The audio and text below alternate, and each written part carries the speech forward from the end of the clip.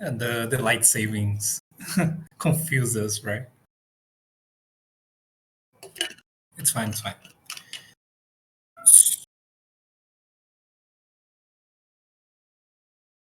Mhm.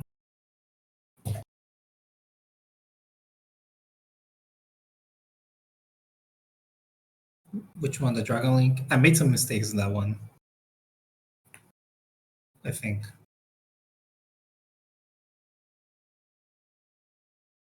Yeah. But how are you feeling right now about the format? What you want to discuss?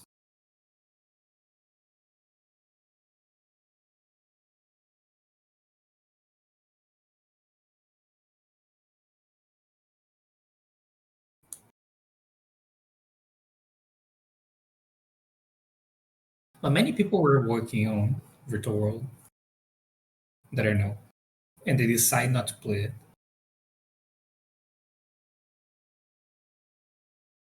Yeah, I even play against one Virtual World guy. Yeah, it didn't do really well. Maybe as time goes by, more people try to do something with Virtual World, but it's really weird because are you aware of what people are trying to do with Virtual World?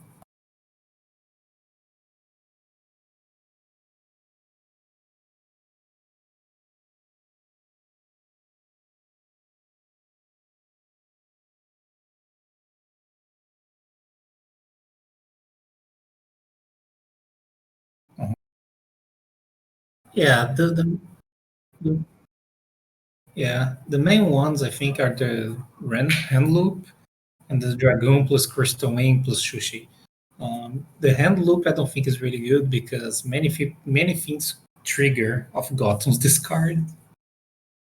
So even if you don't hand loop every card in your hand, you hand loop it 3 or 4 depending on your hand. And 2 times is Gotham's. So against Elvish decks, you can send Elvish cards to the grave, so you're not taking out anything. There's other decks that you discard cards that also cards trigger like Shadows. So it's kind of weird. There are many effects that you can use on Grave. Even Dragon Link, there are some effects that you can use on Grave.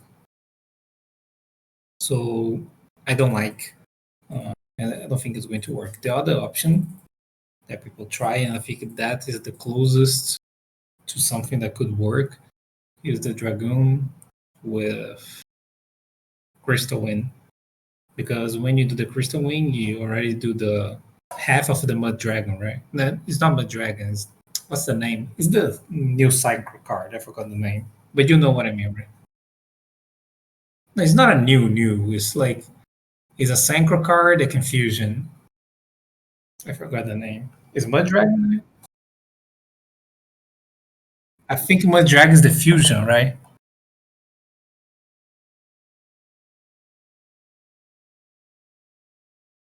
Okay.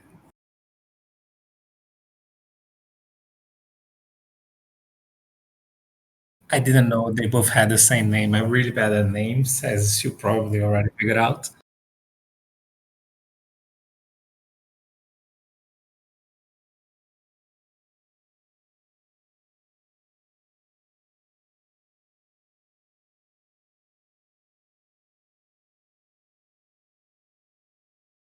Yeah, so this version can do this, like because the Tizoki is half of that already, so it's not that difficult to do both. Problem is that Dragoon is a weird negation, since you have to discard. Crystal Wing only negates monsters, and it's super expensive because you don't end on too many cards in your hand after that.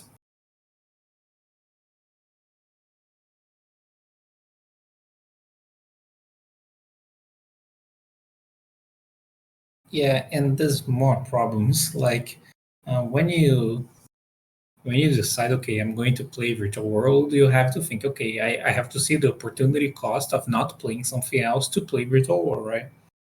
And Virtual World and what they are trying to achieve right now is really similar what Dragon Link is trying to achieve, right? Some negation, some interactions, but Dragon Link does that much better.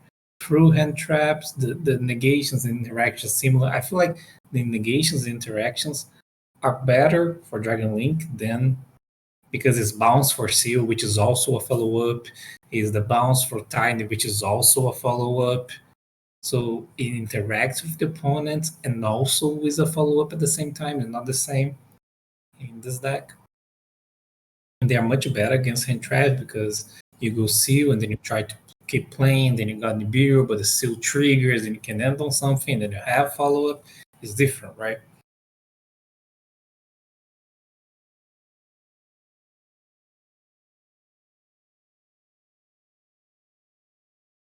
Yeah.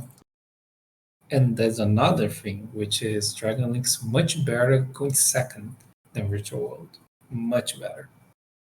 So it's hard to justify, like, assuming you're a competitive player, which is your case. It's hard to justify playing Virtual World as it is right now, unless someone else discovers something different in the deck, which I doubt. Because many people that I think are really good with this deck try and didn't succeed, in my opinion, in comparison to dragons, to Dragon Link, because they're trying to do the same thing, and Dragon Link does much better in many aspects. So yeah, so I feel like Dragon Link is much better in that sense. It's much better going second to into interaction, right? And so I don't know, like Dragon Link is really good. I feel like Dino was really good.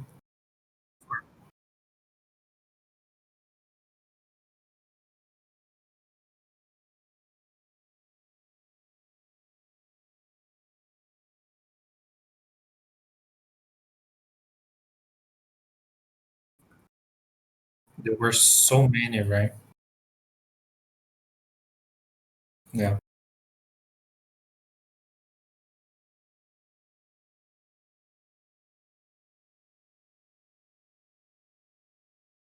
yeah. It was interesting. It was interesting when I was preparing for this LCS with one day, right? The only day that I had to prepare for this LCS, I was considering that is going to be a lot of decks like Invoked and Shadow and Prankades and things like this, because many people usually in those type of situations they try to play something that they're comfortable with instead of trying to completely change if the deck were hit by the ban list, right? So in open situations like this, people tend to go for whatever they are familiar. But what, and I think that was my biggest mistake in this event, was I didn't thought it was going to be that diverse. I thought it was going to be diverse, but not that much. I thought it would be less than that. I thought it would be more than usual, but less than this. This was extremely diverse.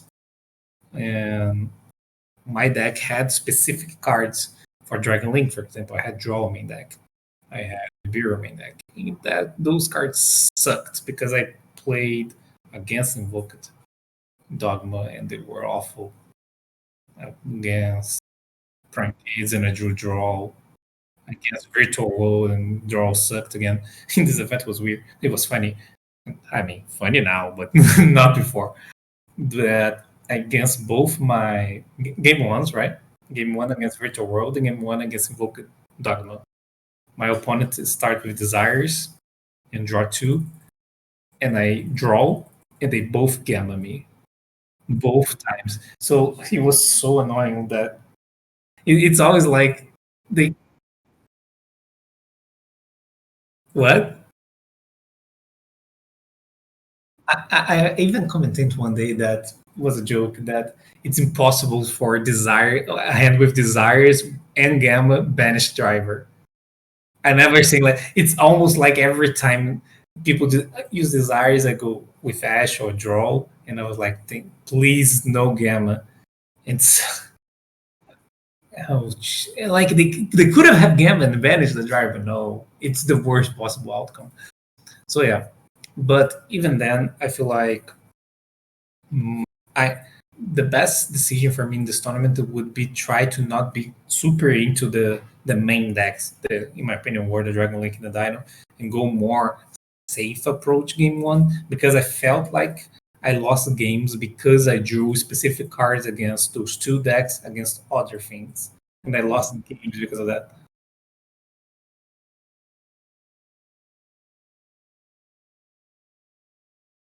Yeah, like I would try to use more generic cards. Like I did it using permanents, but like Veiler, Cyclones. Go ahead. But what?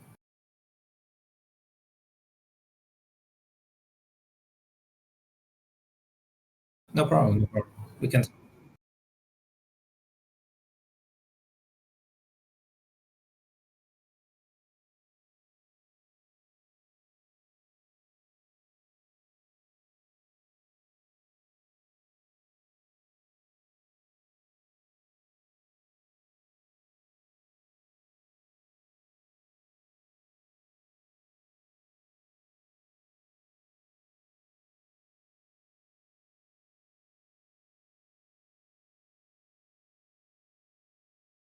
Yeah. So first thing, I have to be really careful in my. I already thought about it, but I'm telling to you, I'm talking to you about this. I already thought about this decision. I can't be biased, but what happened, right? Like I can't look in retrospect on what happened because I can easily go, oh yeah, it didn't work out, and so my deck sucked. But I could have played like three dice and two Dragon Links and top the event.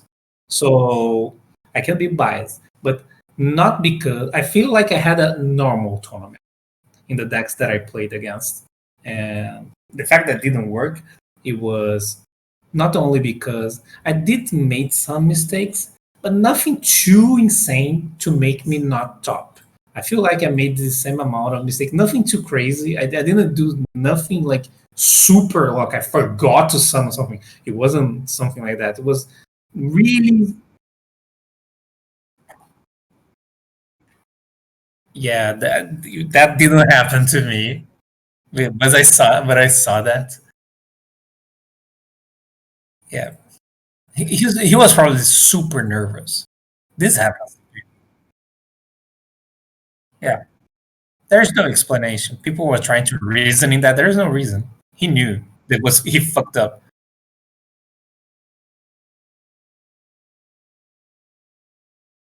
Dryland. There's no way. There's no way. It was 1-1 that game. It was a. Oh, this is funny.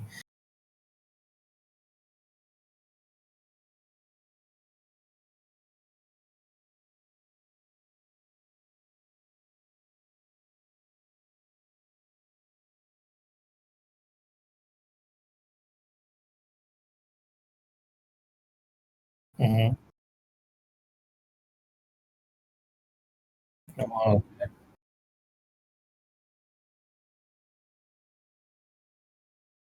Yeah.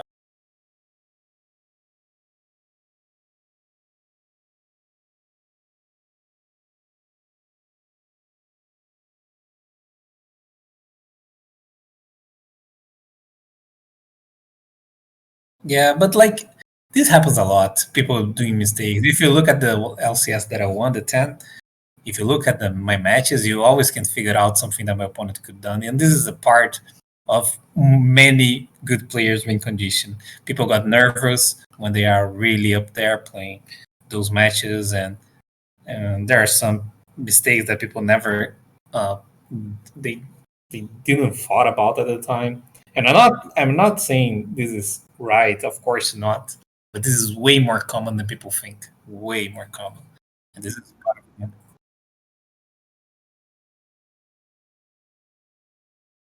it.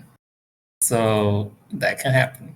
And oh, okay, approaching metagame, right? So about that, I made a mistake in this one, right? And it wasn't a big mistake. I don't feel like it was super wrong what I did. And what happened in this one, I don't think ever happened in any LCS that I played before. Like that type of diversity. I don't think it happened before. I feel like the closest that we have in the same situation was LCS 9, where the ban list was in the same week as the tournament, Was the Dryton was released. Um, no, it was the one that Kogan. I lost in top four to Cotton, and I did well in that event. And I feel like that the event was less diverse than this one.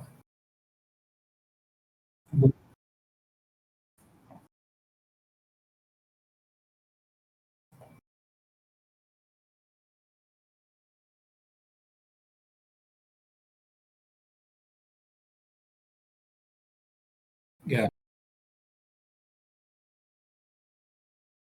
Okay. Go ahead. Go ahead.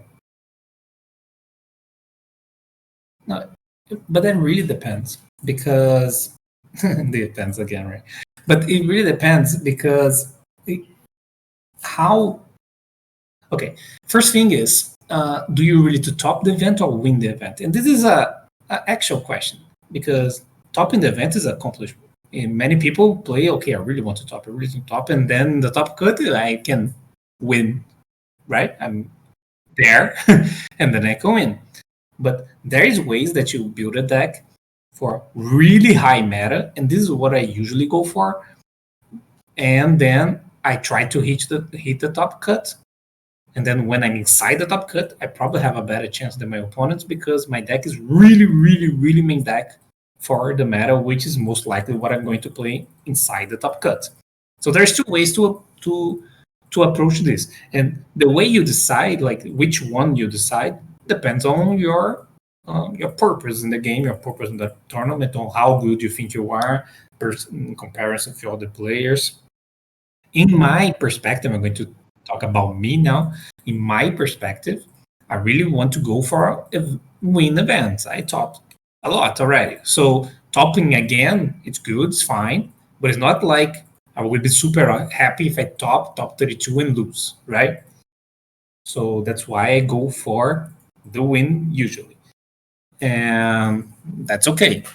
But other players, I don't know if that's your case, if you think of yourself like this, or if you think you're going to win the event, you have the chance to win the event, you're in the level of the other players to win an event. Maybe you think you are, maybe you think you don't. Depending on the answer of your question, you build a deck in different ways. So if you want to top, and that's the answer, if you want to top, it's better to go more all around because you don't lose games to weird shit like Invoked and Guru. And usually this is tied with less hand traps, more spam trap removal, because usually, more often than not, the decks that are really mad are the combo decks. So usually what happens is that you see my deck list, I tend to go more hand traps. But of course, my deck is Valen, Promise, Ogre, I don't know. And then I play against a Guru. My deck is much worse than that guy. Okay, I'm not going to play this Veiler. I'm going to play Cyclone instead. This guy has more chance than me to win against Guru, right? So it's different that the way to approach the situation. It depends on how far and farther you can go in top cut, or if you think that topping is enough, then you can do more generic. But these events like the LCS, I feel like even for winning purposes, and this is rare. This is what I want to to point out. This is a rare situation where the Swiss is really, of course, really diverse. That I already figured out, and I thought it would be like that, but I was okay with the situation. I thought with myself, okay, I'm going to make this more anti combo, not combo, right? But anti dragon, anti dinosaur main deck. And then if I reach the top cut, I have a better deck because more than half of the top cut is going to be those two decks combined. But that didn't happen this event, and that I didn't expect it. For this event, it would be better for me to play more generic cards. Because even inside the top cut, the event was super diverse. And that's really rare. That's really, really rare. That doesn't happen often. That doesn't happen often.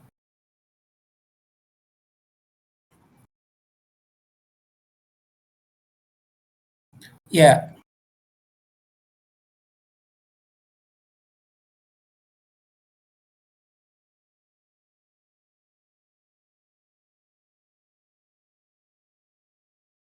it would be on main deck. I did to put in perspective, I did put some respect into the the known super meta decks in this one because I main two Cyclones, and that was a concession already. So I was making a concession. I felt like, okay, Cyclone is decent because going second against Dragon Link is not ideal. I would rather have a hand trap against Dragon. But Cyclone is not that bad against Dragon because they always have the trap. So it's okay. At least I trade with a negation or the trap itself. And against Dinosaur, they put me to go first. And that Cyclone can trade for a mine or a lost word. So it's fair. Like the card wasn't that bad. And against the other decks, of course, Cyclone is good. So that's why I put two Cyclones in my main deck for this event. But I wouldn't put more if I would play this again. I would have put three Cyclones, man, and cut the Nibiru's, for example. The Nibiru was super targeting the Dragon Link. And I put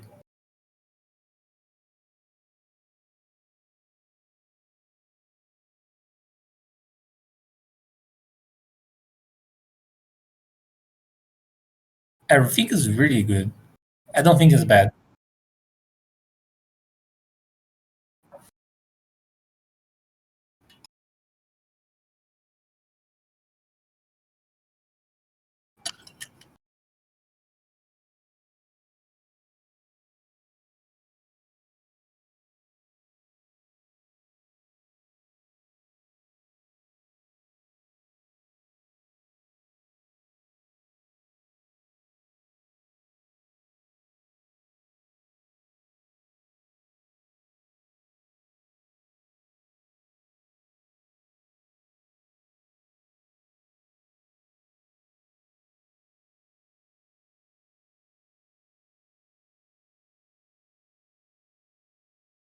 Yeah, like I think it is. I think it is. I feel like I almost cite Phantasme for this event, but there are some issues because you have to not think in the card alone, right? You had to think with the card in the context of your deck.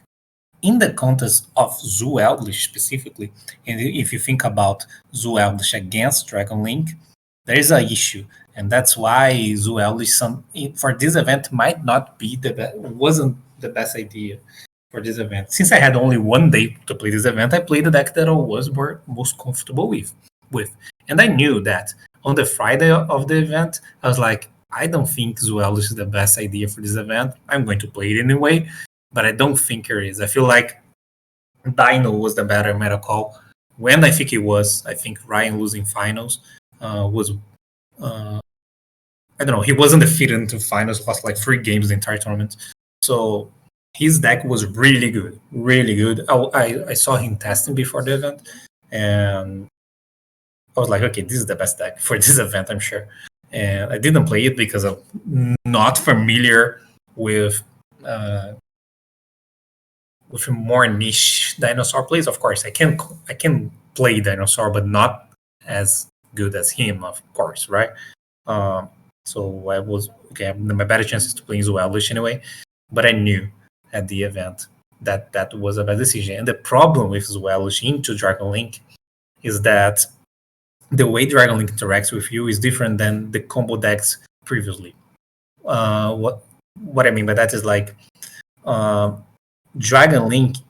If you stop Dragon Link using hand traps, Nibiru, Valor, Permanence, whatever, right? When you stop Dragon Link, best case scenario for you is a seal on the board. This is the best case. It's almost impossible to your Dragon Link opponent to not end on at least seal. Really unlikely. Okay? So the seal is going to happen, right? Right. The problem is that the seal happening alone is a problem for Zwelbish. Because not only you need a hand trap to stop your opponent from full comboing you, like let's say you open one or two hand traps and you can't stop your opponent from full combo and they pass only on seal, right? Mm-hmm. And that's what you want to do, right? Like this is the idea. You can't be better than this. Okay. And then you need something to force the seal, right? You need a land or a lord, which is two card, and land is two cards. You need land plus something, or lord plus something. So this is two card. Or some one-offs like pots into impermanence or impermanence itself. That's why I made impermanence as well. Or barrage. You need cards that can push or force the seal, and then you also need a zoo. So this is a lot of things that need to line up for you to stop. So the engine of Zoology into Dragon Link is not really good because they end on seal a lot. And this is hard to prevent. It's almost impossible to prevent. And that's a big problem. That's a big problem. This is So maybe a structural problem. There is no way around this. This is always going to happen. Go ahead. so maybe the solve for that is you just go back to playing like your Nadir servants and stuff like that, right? Because then Yeah, because Nadir servant answers that problem, right? Because like if they not have really. like if you have like Nadir and Mhm, like assuming that like this the same case, right? You mhm. just you don't need two cards with Nadir. You just need Nadir and a zoo, assuming that you stop them and they ended on seal. But if you nadir to force seal, you can zoo. So you have to zoo first and nadir later. True. If you nadir later, you have no extra deck monster summon Ecclesia, so you can do anything. True. So you would need to start with nadir. And then what? You nadir, send any tease, try to force seal, they bounce your his own boots, you summon Ecclesia, got a trap attack pass. Mm, This is what is going to happen. I thought about this. I thought about this possibility of playing Dogmas again, and I don't think it would work. It would help in other matchups than Nadir. It would help against the Shadow, I think. Shadow, what's the other guy? The guy Invoked. I feel like it would help in those matchups. Nadir is really good in those grindish matches, mm, but I don't think it would help in this one. So my best bet was to prevent that from happening, and that was a bad matchup. I feel like I can even in Duelos to make a deck that is good against Dino. I feel like I can make a deck that is good against the other matchups, the grind matchups, but it's hard to make a deck that is good into Dragon Link. It's hard. So maybe my best decision on this deck was to try to ignore Dragon Link game one a little bit, which I didn't, and make my deck really good against everything else, and then try side 9 to 12 cards against Dragon Link and hope for the best. And hope that I don't play many Dragon Links. I feel like that was the best decision. And that could have worked because only three Dragon Links stopped. I only play against one. The problem is that I lost to what I lost to? I lost to Dino, I lost to a Dino, and I lost to Dragon Link. I lost to them both. yeah, Dino is a really tough matchup. And I lost three, right? And I lost to Invoke Dogma. So Invoke Dogma is a match that I usually don't lose Mm, because Elvish Zoo is a really good grind game, and I think it's better than Invoke Dogma, like one against the other.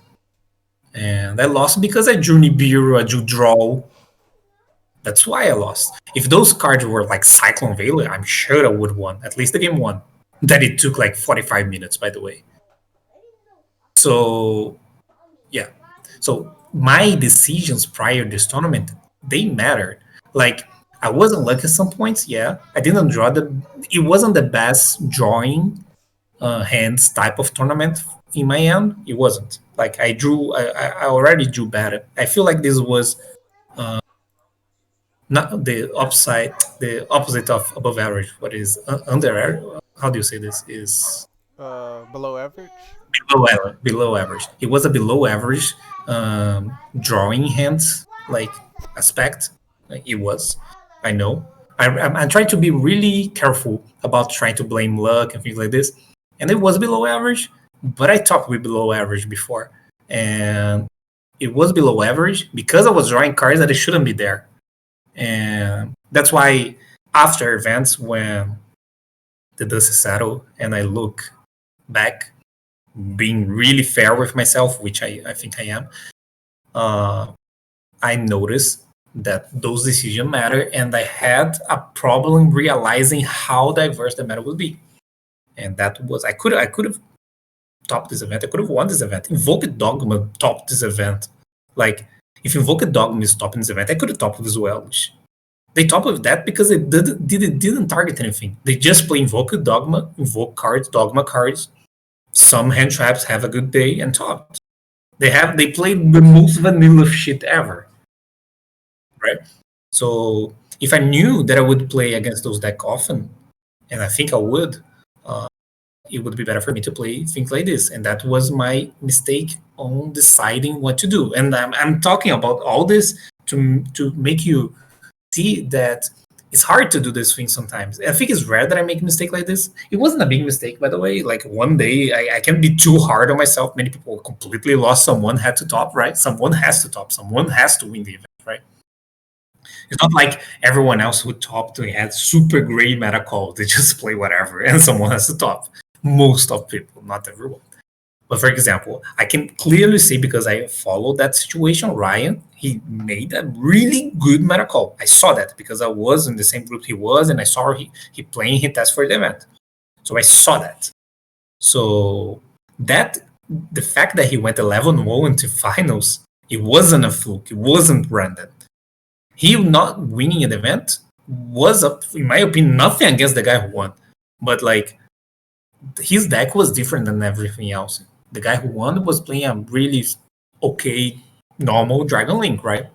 The dynamic that he played was really different. And that was a really good meta call. Really good. Because his deck was really good against the control decks because it was playing Lightning Storm. He was playing Dark Ruler no more. Against the Winda decks and the Trap decks. He already had that. He could have break the Dragon Link board kind often, and he had mines, which so he could have win for no reason. So it was a good miracle. I mean, I'm talking about all my experience for this event because it was a really different event. If you were asking about how to prepare and things like this, and since this is super fresh and you follow the tournament, um, I think it might help you. But you got what I meant, like. Uh, it made sense.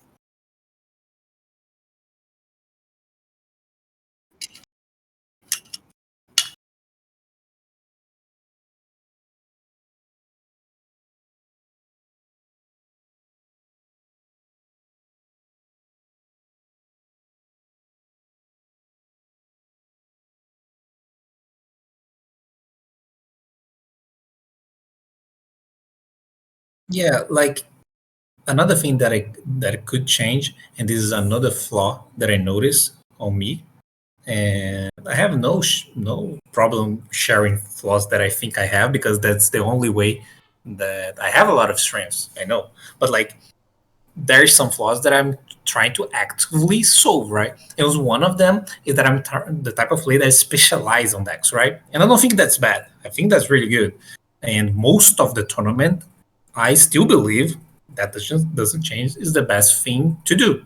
I play really well Zuelish. I play really well Sky Striker. I played really well Solomon Great. So all those things that I did in the past, recent past, they really helped me. I had really good results of all those decks that I mentioned, right? Mhm. And I specialize on that. And but when the event of something really drastic change really soon to an event, and it happens, and this is a coincidence sometimes. It happens that whatever I'm playing, which in this case was Welsh, wasn't the best idea anymore, and I noticed that. I couldn't change to something else because I was playing the same deck for 4 months straight. Mhm. I couldn't change to Dinos. Even I realizing that Dino was better, I couldn't because it would be worth. I thought about it. So the problem, it wasn't. I did the right thing by playing Zuelish. The problem, that being the right thing, it shouldn't be the right thing. I shouldn't be able to play other things better. So another flaw that I had in this situation was I should at least be better than I am with Dinos or Dragon Link or other decks in general. I'm just giving you the the names of the decks, right? Mhm. But for this event, for example, I should be more. I'm not bad with those decks. That's not what I'm saying. But I'm not good enough to win an event with those. I have to be fair too, right? I Right. can't be too arrogant to think, okay, I can change a deck in a day and then win the event. Yeah, it's not like that. So I have to be fair on those types of things too. So I should be better than I am with those decks. in order, if one situation, a rare situation like this happen, I can change. Every 10, like every 5 events of 6 events, something like this happens.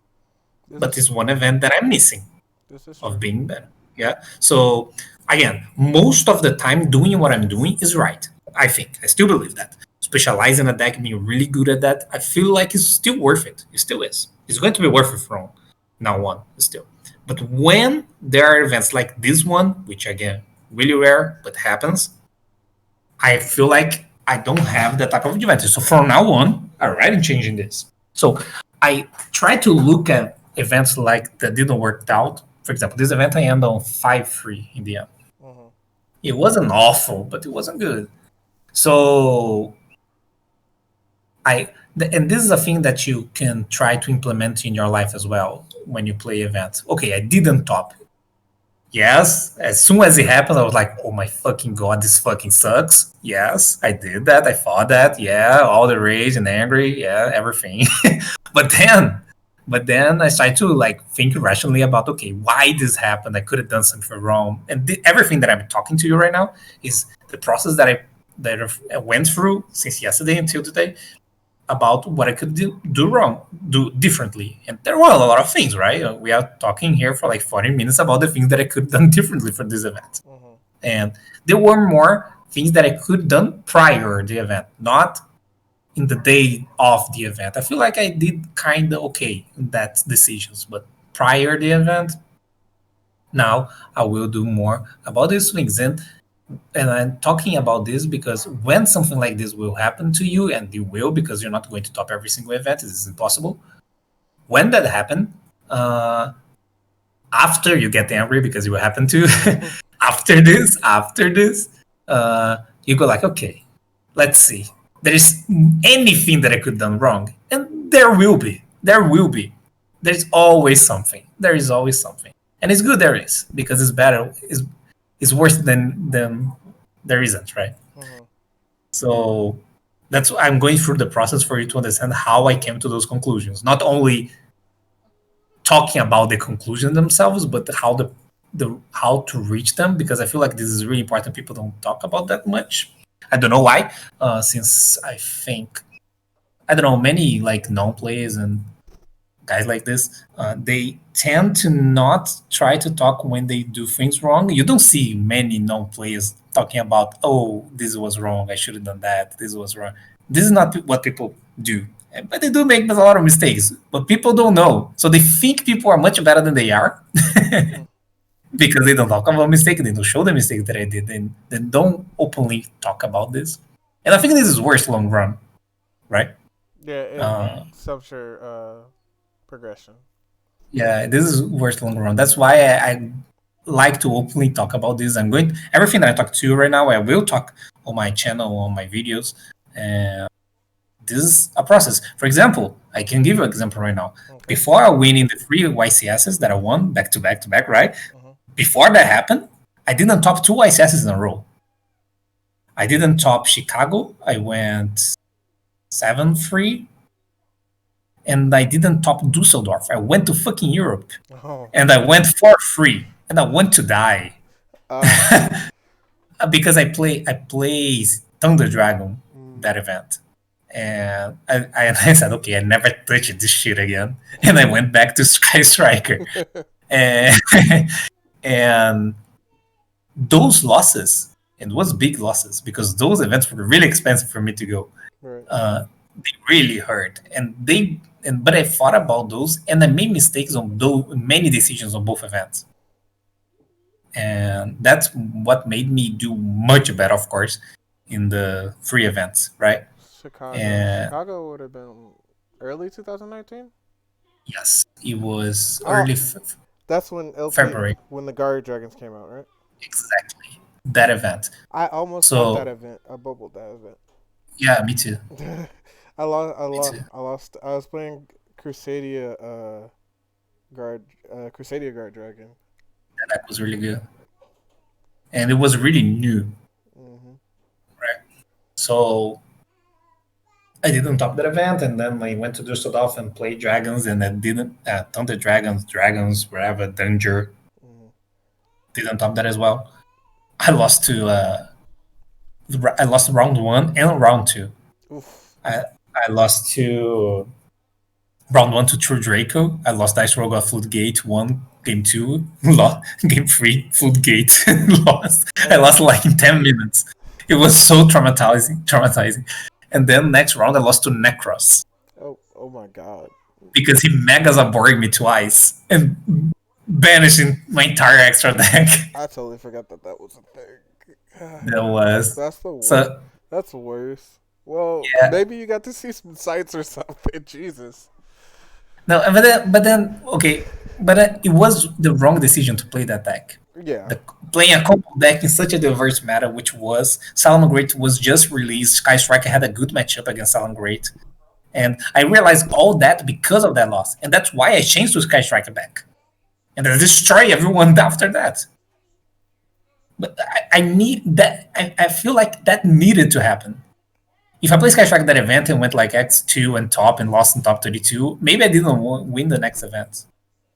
Mm. So that loss made me better. So yeah, it happens sometimes. So dealing with how you deal with losses is really important with frustration, things like that. So, That is something I definitely need to work on. but what do you need specifically? We can talk about that too.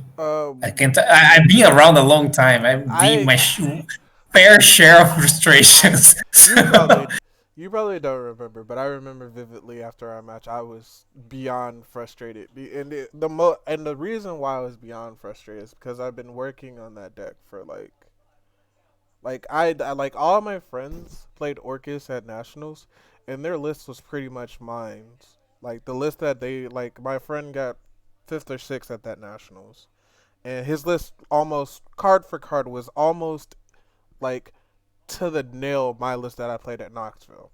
And I was like, and I knew that like at least in Michigan there was nobody that played Orcus better than I did because I played it since it came out. I looked at the set and I was like, I'm playing this deck. This deck's insane. There's a deck that just gets a counter trap and all their cards, all their effects become quick play effects. That's insane. Like I don't understand how that deck that's not the best deck. And then on top of that, I made a combo that no one else knew before Knoxville, and like that's why I was like so high up because like nobody knew how to do it. I did make one deck error that I wish I could have changed, and it probably would have helped against you. But other than that, I felt like I was like leagues ahead of what I was doing. And then like by the time nationals came, people had caught up to me. But I was frustrated because I had worked so hard on that deck. I just knew that I was going to top it. And then when I didn't, I was just beyond frustrated, and I didn't do well at nationals because nationals like what a month away after that, or a couple weeks after that. Because like Knoxville and nationals were like pretty close. no, mm, it was like more than a month away because Knoxville was the last YCS before WCQs, and I Mm, think it was May. I want to say it was May 2019, was it? and my WCQ was June, I forget when mine's. and I forget when mine's was, but like, yeah, it because was like a month away. yeah, I was so taken back by the fact that I didn't do well at this one specific tournament that I just like didn't play all the way up until nationals. Then I got to nationals, and I was talking to one of my teammates, and I changed my deck. Like it was still Orcus, but I changed my deck, and I did horrible in the main event, which is expected, right? Like I should have just played what I've been playing. Obviously, it was working. I just didn't top the event that I thought I was going to top, and like I still struggle with that. There are things like there are times where I would lose a game or a match, and I'm like, and I see that I misplayed, and I get frustrated. I was like, how did I, how did I fuck up that badly? So yeah, okay. What you experience it happens to everyone. Okay, so this happens to a lot of people. The first thing that I can say is that I know it's difficult, but not thinking you are going to top. Like, yes, you are prepared. You probably has a big likelihood of topping depending on how prepared you are. Yes, that's for sure. But it's a card game. Things can happen. Hmm. And the fact that when you are super like confident that you're going to top, that you especially if you think that you deserve to top, which is worse. Even if you do, if you start to think like that, when it doesn't, it's going to be like, oh my god, this is happening. This is so bad. And then I don't know if that happens to you. It's impossible for me to say, even impossible for you to tell right now because it's too long ago. But you lost 3 matches, right? Yeah. Probably, Yeah. right?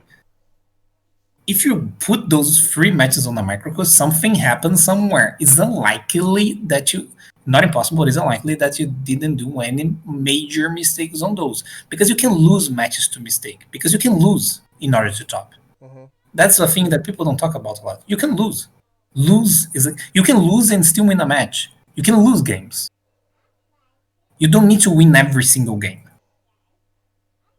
Sometimes losing a game is not a problem because you can win the match or you can lose a match and can win the tournament. And the problem is the frustration of losing, that how bad that can make you play after.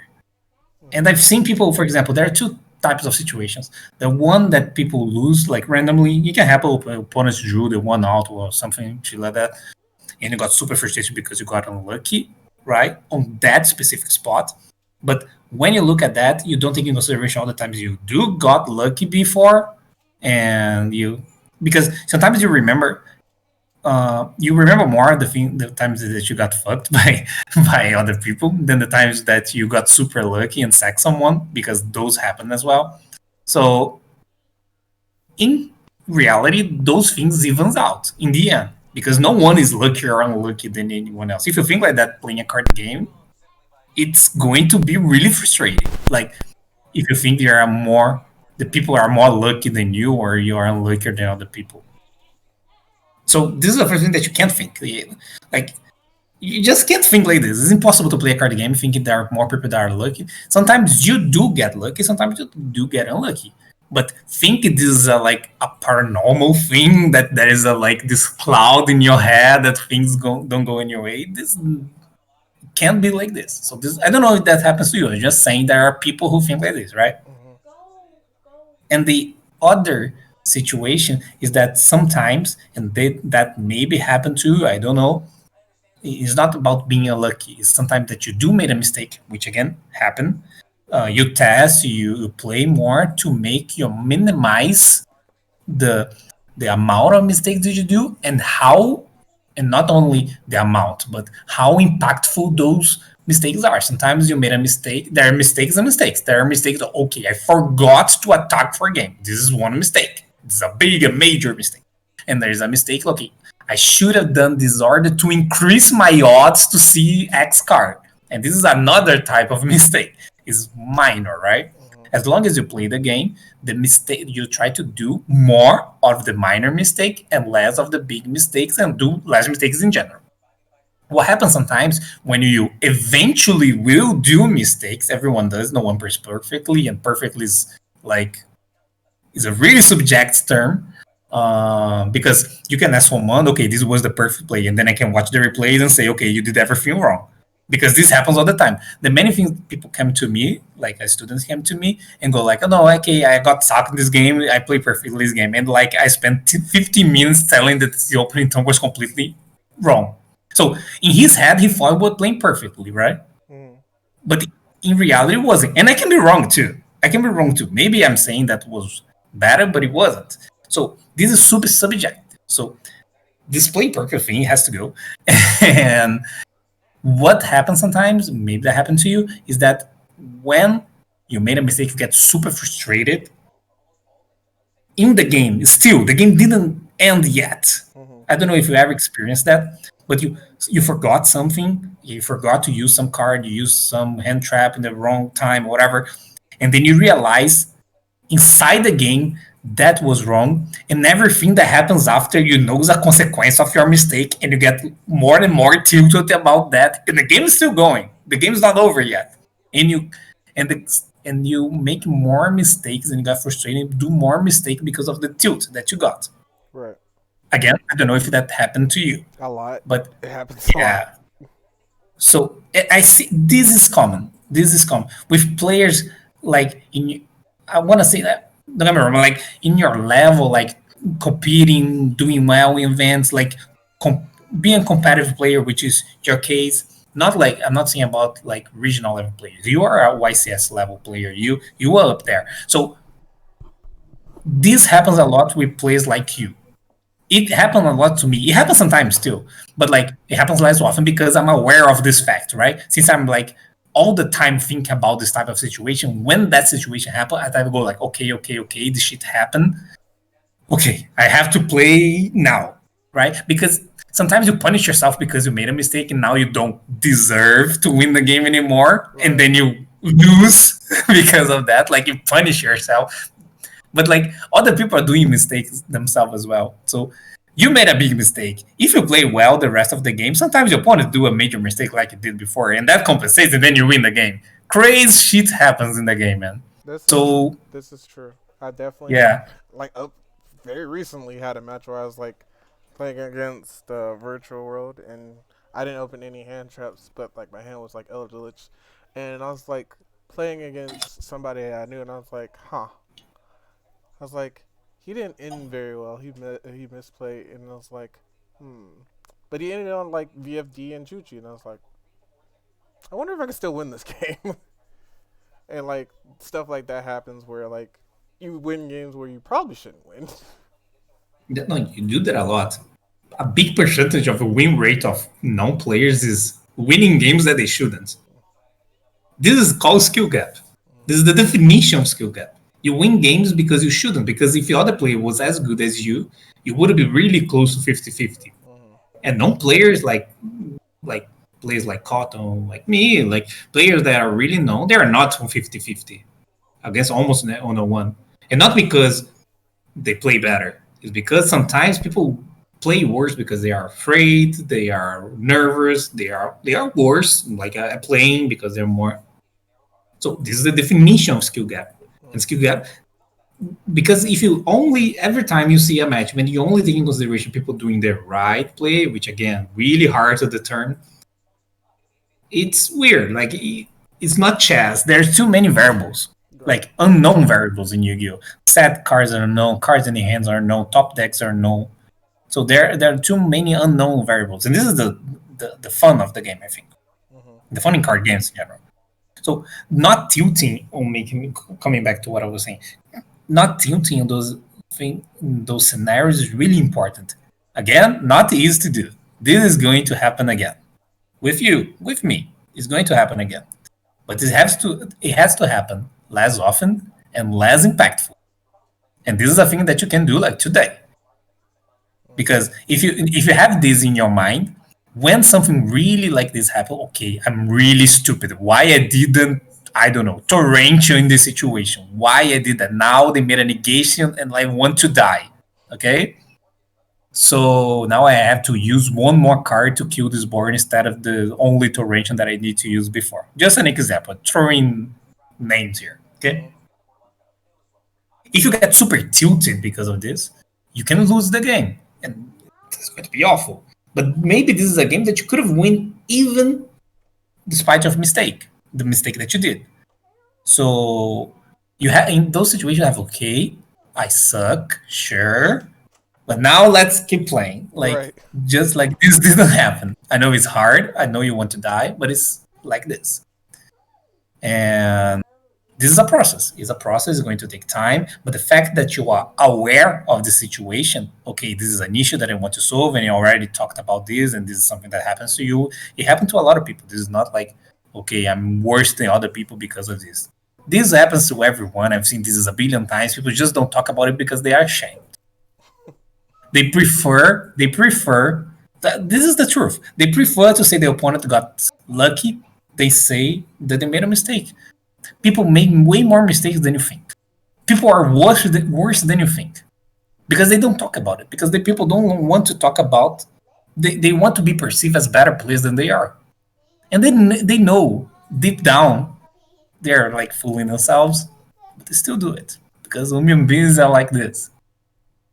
But in order to improve, you have to not try to be such a human being, right? You have to be. better than this.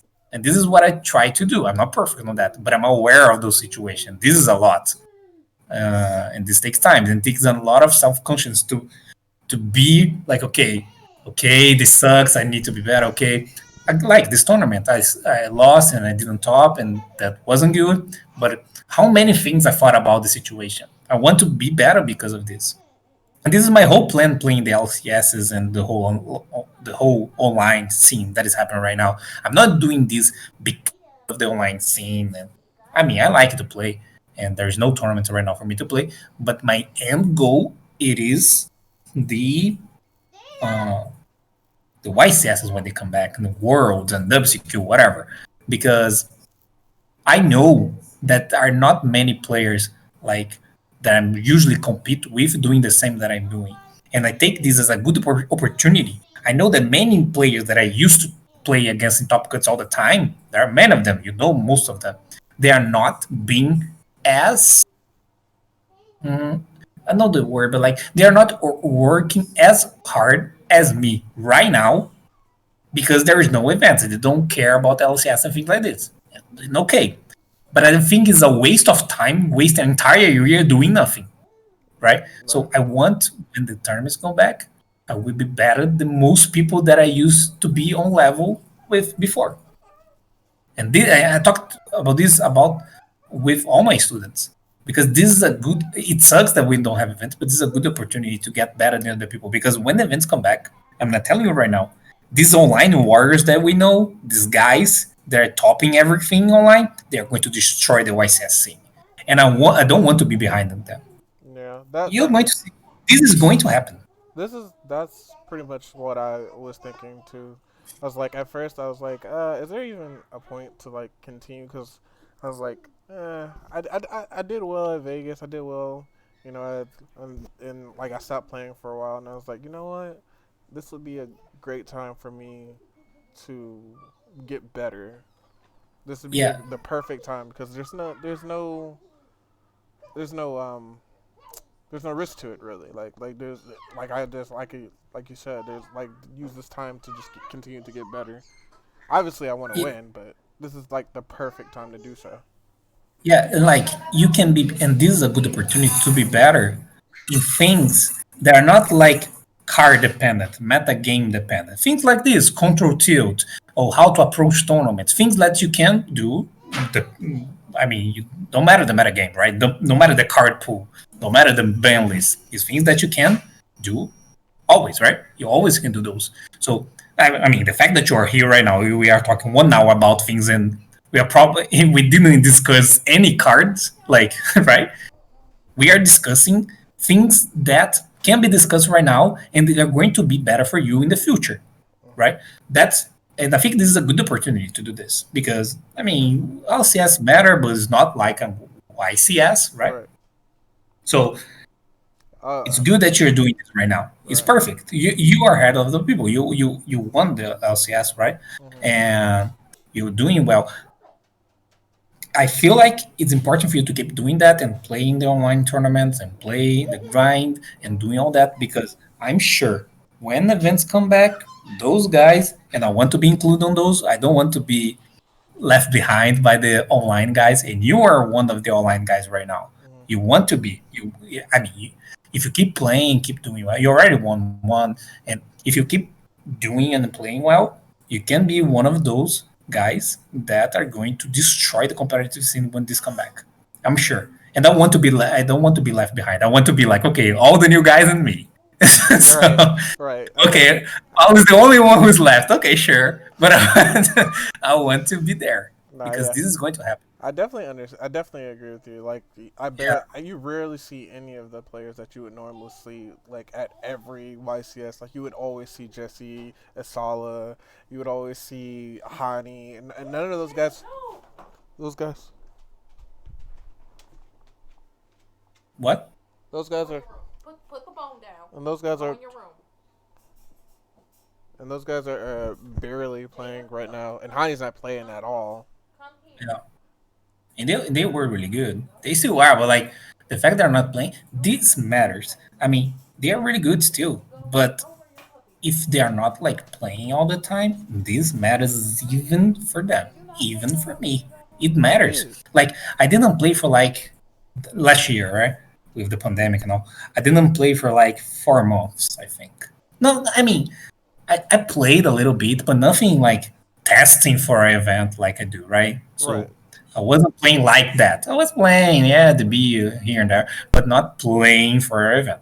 So when I came back to start playing, I felt the difference. I felt like I was behind. I was like, oh no no no, I can't be behind. I don't like to be behind. So this is going to happen if people don't catch up. They're going to be behind because okay, probably next year when YCS come back, hopefully, Elbushi is not a top deck anymore. Maybe Virtual World is not a top deck anymore. Dryt is not a top deck anymore. But they're going to be a tier 2 deck or something like that. And then, if you never play against a Virtual World in your life, you're going to, even if you play a tier 2 deck, it's just like a player that doesn't play for a long time and now they go play against Salomon Great and they have no idea what's happening, right? And Right. they come back now and they know the new decks, but they don't know Salomon Great was a deck from 2 years ago. And then they lose for no reason because they didn't know the deck because they didn't play back then. It's the same thing that's going to happen with the decks now in a year. So being used to that, I think is worth it. And then is the perfect time to work on other things because no one is perfect. No one. A lot of people, even the good ones, had flaws. I have some. People have some. The fact that people usually are better than other people because on the competitive side, because they are aware of those flaws and they're proactively trying to improve them and make them less of an issue. And this is a time to try to do that. And that's what I'm doing. I'm doing with the whole LCS thing. I mean, doing those coaching sessions is better for me too. Why do you think I started this? Like doing those. I mean, of course, it's good for the money, of course, right?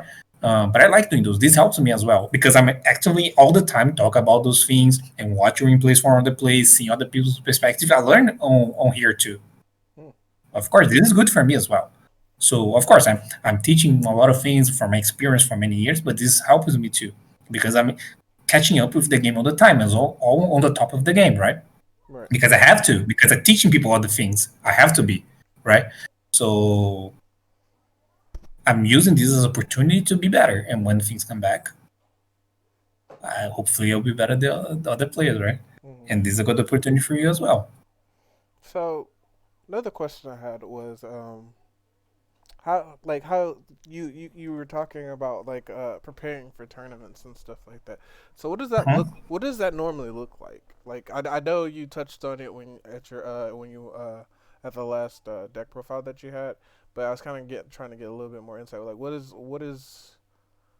does testing look like for you? What is like, going and figuring out you know what you think is, the best using the best deck to win. What does that look like for you right now? Okay. And this is a thing that I improved a lot during the pandemic. Uh, I think I always tested well, like in the process of testing, not like the amount of time, because I probably have less time than other people to test. There are more uh, like I am 30, right? 31. And Mm-hmm. there are players like 17, 16, 18, 19. So maybe they don't have as many responsibilities that I am, right? Than I am. So they have more actual time. But I do test better than them. So even if I have like half of the time to test as the other people have, I do test well. I don't waste time and things that I'm not really good. Like I can perceive if something is good or not just by looking at some replays. So this is a thing that comes with experience. But I'm just saying that many things are like this. And one of the things that I wanted to improve was my testing process. One of the things that I do, and this is your question, Mm-hmm. I write down many things.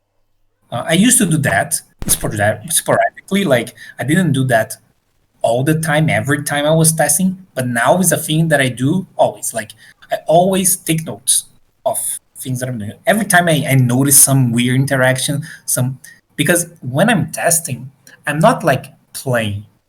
I'm it's just like I'm trying to find things. I don't know how to explain this, it's so weird. But when let's say I'm testing alone, right? Not testing alone, but like I'm testing playing some random person online on DB, for Mm-hmm. example. In that situation, because there are many ways, different ways for test. This is just one of them. In this type of situation, every time I play and I rewatch my replays and I keep rethinking situation to see, okay, this is an interesting interaction. Okay, against this deck is better to do this. For example, one weird interaction. Zuelish against and many people don't think about this, but Zuelish against Evoke Dogma, they usually end on Mekaba, right? Super common. Mm-hmm. If you have a zoo, you just make a zoo and exceed and Vespenato and you attack on the Mekaba. And it's super awkward for your opponent because they have both the same attack. So if they use a Lacer, they have to discard a Lacer and then negate Vespenato Engrave because now X or Z attacked. And if you bring the zoo back, you can make Zoos my face too. If they don't discard it, so they usually have to discard a Lace and discard another card from Mekaba. It's super plus. Hmm. So yeah, see, you knew that. Nah, I didn't know that. Yeah. That's yeah. Hmm. See, I told this right now. I talk about this right now because this was an interaction that I realized like a month ago.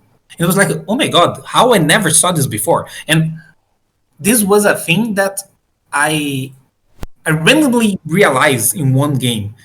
And in order to never forget, I write it down. I have like a note in my cell phone, and it's just a notepad like in my cell phone, and everything that I found interesting, like this is interesting, right? Mm-hmm.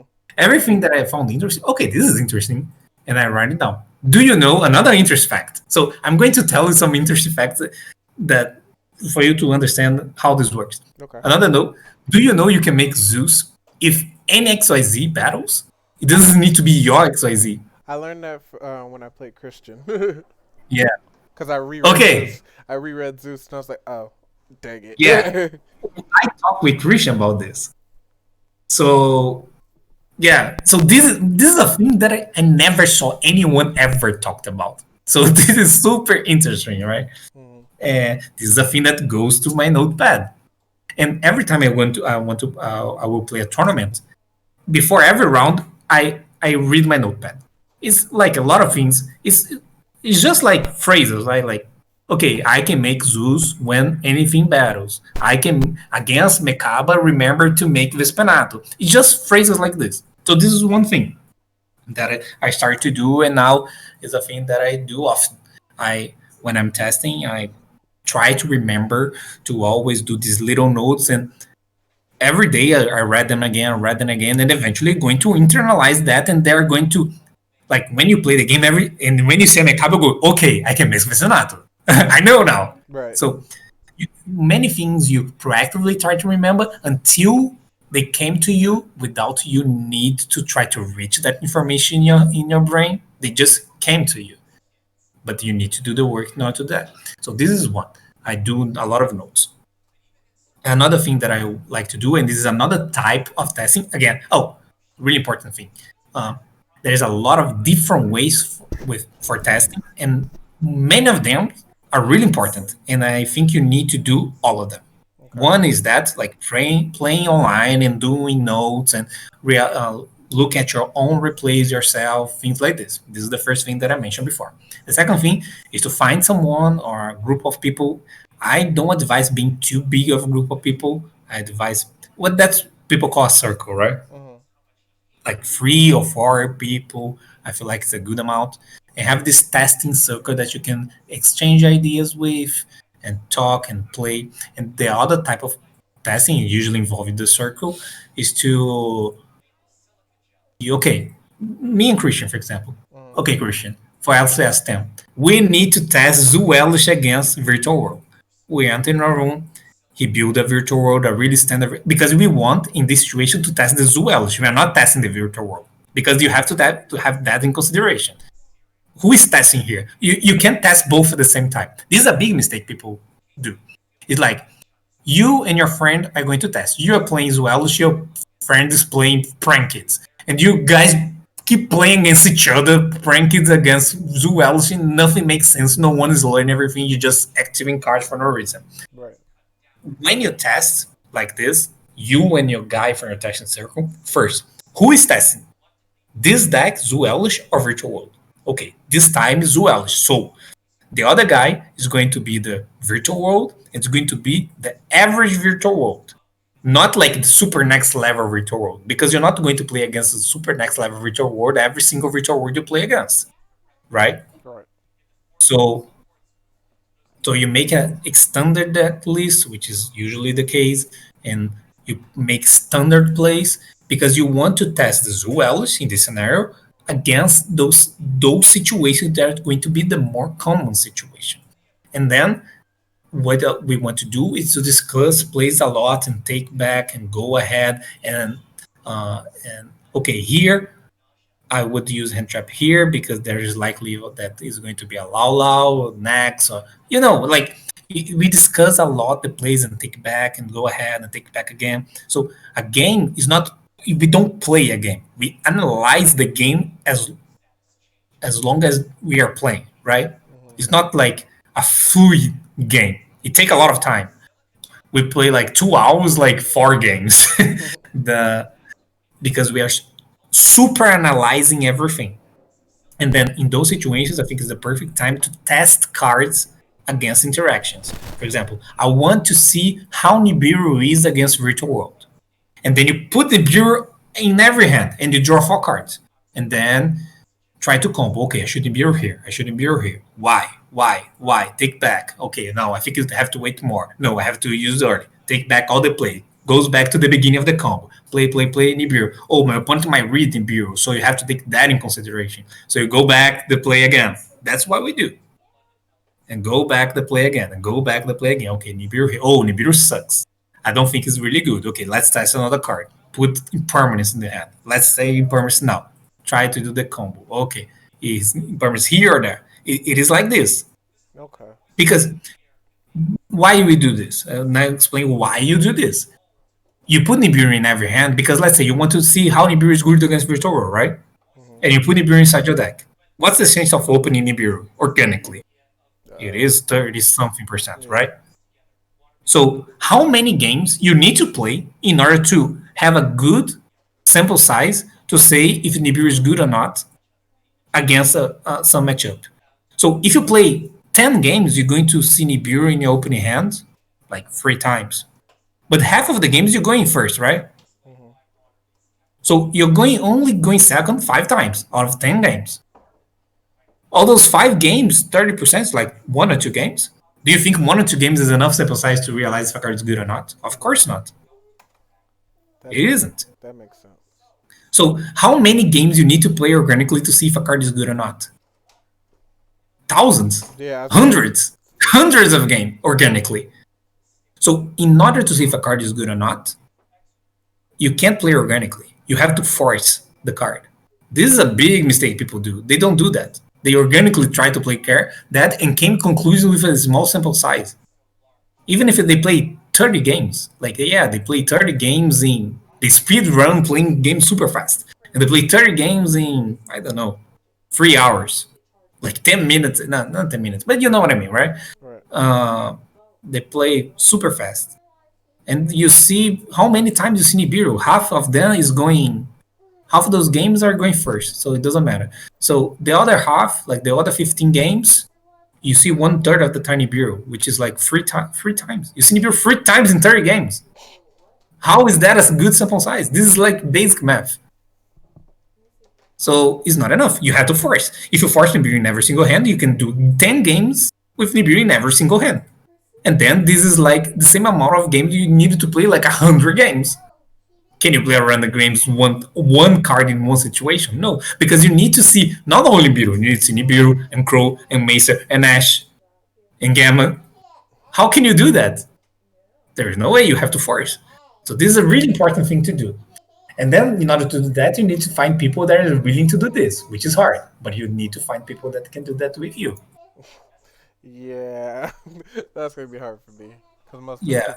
most of the people don't play nearly as like I don't like I don't think I play like I play, but I don't think I play enough, and my friends don't play nearly as much as I do. Yeah. Sometimes you need to find players that are not your friend Hmm. now and make new friends. I'm not saying ditch your friends. That's not what I'm saying. I'm saying in order to be super competitive, which is my goal, and usually the goals of my students, like you want to be like super competitive. You need to surround yourself with super competitive people. But guess what? There's not a lot of us, Yeah. so it's hard to find. It's a Yeah. thing that I might can help. Like I can help you like because many of my students had the same problem as you have. So maybe I can introduce you some of you guys, and then you guys can play each other, right? Yeah. So there's a thing if you like, I Absolutely. can yeah, I can do that.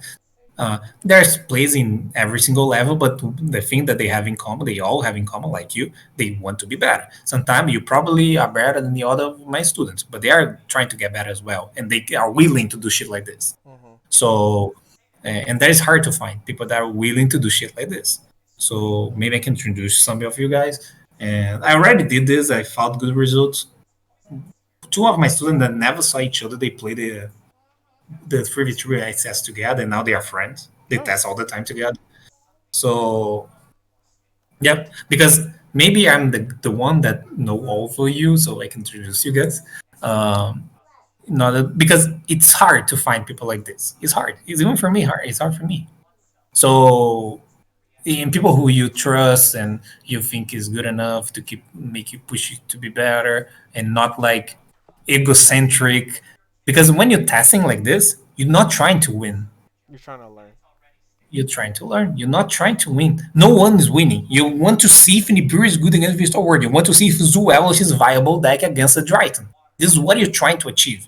Doesn't matter. You and your friend, your testing partner in that moment, you're just like trying to figure out the interaction about those two things. You have to try to separate what you like the best. Of course, when I'm trying to see if Zuelos is good against Dryton, I really want that to work because if that works, okay, I can play Zuelge, which is deck that I like and I think has potential. But Mhm. if that didn't work, I can't play favorite, right? Right. Because the idea is to win more. It's not trying to make my pet deck better.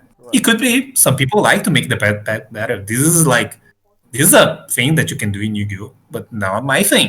Right. So I have to try to separate my feelings, my emotions, my attachment from decks from the results. So you need everyone do need to be really unattached. Again, hard to do. Pretty much.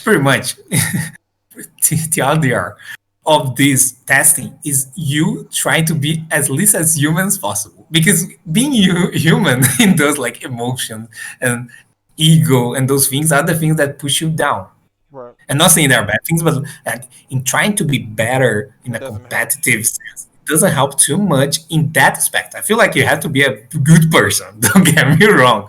This is not what I'm saying. But like those type of feelings, okay, I really want Sweldish to work. I really like this deck, and this is not working. And you start, oh, okay, no, maybe this can help. And you see this is not working. You know it's not working. But no, maybe if I do something else, and then you start to kid yourself, like you start to fool yourself. This happens with a lot of people. It happened to me in the past. I used to play decks way more than I should have because I like the deck. And this Mhm. is a thing that again I have to actively think about and try to change. And this happens with everyone. So but the difference is that I'm aware of this. It's awareness of a thing that happened to everyone. But the fact that I'm aware is going to make this happen less often. This is the main thing. So about testing, right? Mhm. Uh, so this is another thing, like these made up scenarios and finding good people to test with. And I feel like the last thing we still have 10 minutes, right? The last thing that we can that I can tell you about testing is information. Mhm. Those I think the main. You give me a video idea. This is a good video idea. Mhm. And the last thing is information. Yu-Gi-Oh is not only about your game, the interactions. You is a lot about anticipation, right? We Mhm. talked about that earlier. Uh, in the beginning, the meta call for the event. Right. Um, it's a lot about information. You have to be aware again of a lot of things that's happening, what the other people are working on, or other people are thinking about. So again, you need to be everywhere. You need to talk with a lot of different people with a lot of different circles with a lot of different countries. I talk people of every single country in the world because I want to be aware of people thinking. Because It's I don't need to agree. I need to know. right. I That's need true. to know. It's so I need hard to to know. it's so hard to get into those like those I don't know. I guess I call the high tier groups when you're like where I'm at. Like I can't just go into what is it called? Whatever, like Christian and Gabriel. Ah, it's laugh. Yeah, Yeah, you don't need to be there. right. You don't need to be there. I am that, but like you don't need to be there. You need to talk to people. Just like, okay, what do you think about this? What do you think about that? People will answer you. If you're not a dick, if you like, if you're a good person and you talk well with people, exchange ideas, people will talk back. If people see that you're people that are interesting, and this takes time. I didn't start like uh, I know pretty much everyone now that does well and things like that, right? But I mean, I'm in Duelist Academy, right? But in the beginning, I imagine I'm from Brazil. True. I saw all the players like in the. I only started traveling in 2017. No one knew me much before. But how I got to know? Like besides the results, it was I would talk to people. I was a nice person. I had good ideas. I made the videos and I talk about my ideas. People saw that. People see that because everyone else is searching for people like this. So eventually you find each other. Isn't? But you have to put yourself out there. You have to. You do you know how I met Christian? Christian is my main that's important. I already told you the story. I think did you meet him at YCS like a while? No, Uh it, it was on the B. oh. Oh no, yeah, I didn't know it was on DB. No, I will tell how I met Christian. It was like this. We are playing. Like I was on a fake account. It Mm-hmm. wasn't on my main account, so he had no idea it was me, right? Right. And we were playing, and I was testing some deck, and he was testing something else, and I don't even remember. But I was playing something, and then we play, and I noticed he played well. And I'm like, "Do you want to play more, like unrated? Because I really want to test for this deck because I have OSCS coming up." And he said, "Yeah, sure." And then we started playing on unrated, and we played like the whole afternoon on unrated, and they started discussing some ideas. And I said, "Okay, should I use this here? Is better or not?" And then he said something. Okay, and I had no idea who he was, and he had no idea who I am. And then after that, on the next days, we started talking on the B, like, do you want to test again? Do you want to test again? Then we start testing like this on the B. We had no idea Peter, who we I were, was just kind right? of talking. It's a And then he asked me, "Oh, you're playing which YCS?" It was some South America YCS. mm-hmm. And then, "Oh, I think I saw some of your profiles." And he knew me, like, he knew my name. I wasn't famous or anything like this, but he knew my name. And then we start talking, and then we start testing together, and that's how that started. Like, I randomly talked to a random people with a fake account. And now he's my main testing partner. We won a last CS together. We went on the same team. I like things like this can only happen if you're willing to do things like this. Ask some random person online, "Do you want to play more?" Of course, you have to have a keen eye to notice. Okay, this guy know what he's doing. So, I mean, you know how to play the game. You can notice when you play online on the B, for example. Like, let's say a random people on the B. Okay, this guy know what he's doing, and you ask something. If guy's a dick, he's a dick, and then you move on for the next. But sometimes they are not. Sometimes they are there playing, willing to find someone right. like we were. The first guy. Do you ever heard the name Samuel Pedigo? Samuel Pedigo. He was a player that played like back 2012, The 2000. guy that won with Giria. Yes, this guy. Yeah. He was the first known player that I interact with a lot, and I was no one back then. Like it was 2011, 2012, and Hmm? he was already known. He top of YCS. He got second at the nationals, I Couple think, at minutes, okay? WCQ in US. You hungry? And I knew him through. It was dueling Get some not food and then network. we'll get honey October. and I Okay. knew this guy through another guy that saw me playing Dueling Network and said that I was playing well with X Sabers. Okay. So Give me a this moment. guy knew Pedigo and said, okay, this guy plays well X Saber. And then at some point we talk about something on a forum on Duelist ground, and then we start talking. And then we start talking, then started working on decks together. And then it was the first non-testing partner that I had. And we started talking about decks a lot and became friends. He went to my house. Like he came to Brazil to play OSS. He stayed in my house. It always starts in a duelist ground forum. But why that happened? Because we are both willing to do that, and we notice in each other the willingness to get better. And it is so rare to find. If you find people like this, it's going to stick. It's going to be worth it because other people are seeking that as well. So if you put yourself on that, trying to play and go on the link book, and okay, this guy plays well, send a message. Okay, do you want to play more unrated? I want to test against Dragon Link. I'm playing Welsh. I want to test this match more and start to talk. Do you want to play before? Oh, what's your Facebook? Do you have Discord? That's That's it. that's funny because I think there was a guy. There was a guy that I did that with. Just unknowingly, uh, the LCS that I ended up winning. I was testing with him, and we just played on unrated. And I think his name is Roberto Alt on Dueling Book or something like that. Oh no, I I don't know him. I have no idea who he is, but like every now and again we'll play, and he's like really good. He topped. I'm pretty sure he topped the 3v3. No, that's cool. Yeah, he's really So good. see, this type of people, they are rare, so they want to try to find each other.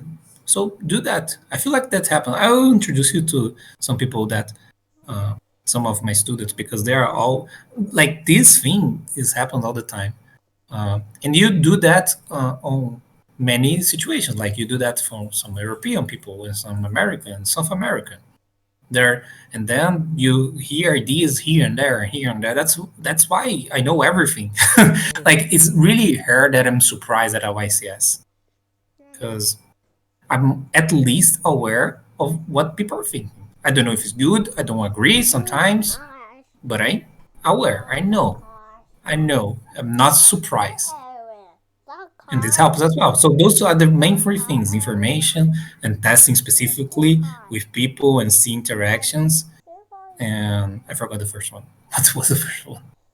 It Writing was notes. writing notes, and be uh, super critical. See the replays. We are like the first one's the one that I can help the most, like in the dueling duelist academy thing, because you we can watch the replays together. So the note thing and learning interactions, these things. The first two is the thing that we can do together a lot in the sessions. Like Hmm. we didn't do today because we didn't have replays, but we talk a lot. I feel like this today was worth it, right? Yeah, no, Uh, today was absolutely worth it. I mean, I pretty much had a pretty much set a couple of things that I wanted to do. Because, like, I don't know if I told you. I think I told you. I'm starting to record the sessions so I can listen mhm. over them over and over again so I don't forget anything. Cause, Yeah, there would be sometimes where I forget stuff and I'm like, okay, I need to either write this down or record it. So I found out, like, a way to record it. So, yeah. So, I mean, if you record this one, you can hear this back. yeah, I have it And recorded. I usually I start the recording basically at the start of our session, basically. yeah, so it's fine. So, yeah, so it's pretty much it. I feel like I hope it helped a little bit in the mindset part of the game, which is really important. Yes, It's really important. I'm glad And the, that we got to talk about that. I'm glad actually. yeah, I'm very glad that was a whole session. I felt that like that doesn't get talked about as much, and it's very important. it doesn't. It doesn't. And the fact that you're here, willing to do that, willing to hear it, this is a really good sign. This is a sign that you are in the right direction. Maybe the results are not going to be here tomorrow, in a week, but it's going to be eventually. Because it's always like this. I always knew I was going to win something Hmm. someday because I knew that I was doing the right thing. And that happened. Uh, some things happen to align, something you have to be really prepared. It's a lot of things, and then you get a little bit lucky at some point. I was lucky in the events that I won, of course. But I was lucky in events that I didn't want to because I made some other mistakes. Right. But I was lucky. So it was opportunity that I missed. And you have to be, and sometimes I wasn't lucky. So, yep, it's a long run. It's the long run. Card games, the long run. It's okay. I'm here for the grind. Yeah. So that's it. Hope you like it. And if you have any questions, just let me know. For sure. Cool? Yep.